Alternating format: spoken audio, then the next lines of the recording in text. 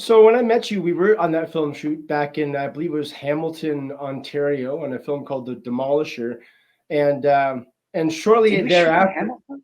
yeah, it It was was. we were at Hamilton under like the Skyway Bridge. There was like all that good Oh shit, yeah, stuff that's like that. right. With the gang members and the baseball Yeah, bats. And, yeah. yeah.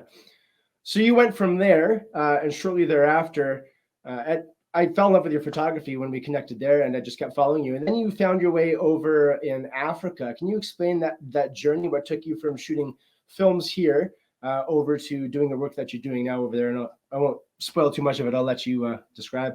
Yeah. So when you just look at the sequence of events in my life after the Demolisher, that was my first project in Africa, and it seems, as an outsider, you could be forgiven for thinking that it's a huge turn. But if you know me as a person, you know that I've always loved nature. My dad raised me and my brother just from day one as lovers of nature, and so that was kind of instilled in me from a very, very early age. And so a love of nature has always been a part of me. And that particular project in 2014, when I first went to East Africa, I linked up with a producer actually a couple of years before I actually left on that project. I met this producer when I was selling my African photography at a convention. And this producer who was producing African documentaries happened to be at this convention because I had already gone to South Africa just on a personal journey before that. And so that's where I gathered a bunch of wildlife photos. And so this producer saw these photos, and he came up to me, introduced himself, and he said, "Hey, if you ever want to do a proper wildlife show, I can see you take really beautiful photos, and you're also a filmmaker. You could combine the two and let me know if you're interested."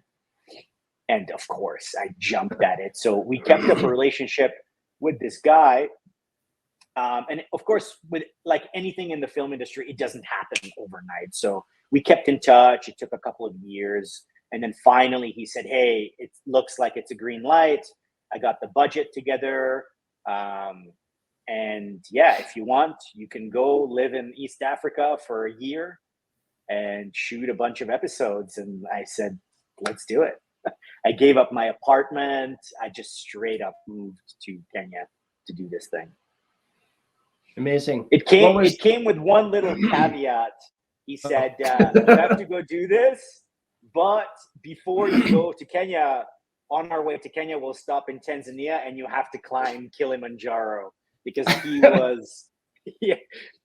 was shooting this other series, and for one of his episodes, he had to get footage at the top of the mountain, and so I just tagged along and helped him film, and it was unbelievable. It was the most amazing trip of my life. Is that a difficult climb, or can you like hike it? It's a hike. It's not really a climb. Like there's no technical climbing. For me, it was very difficult because I'd never climbed anything at the time, and it's not really the physical effort that goes into getting to the top. It's actually just fighting through the altitude sickness and the 8-hour hikes up the mountain, just the exertion of it day after day. That's the difficult part. And then, the conditions right at the top are really brutal. It was so cold and just icy winds.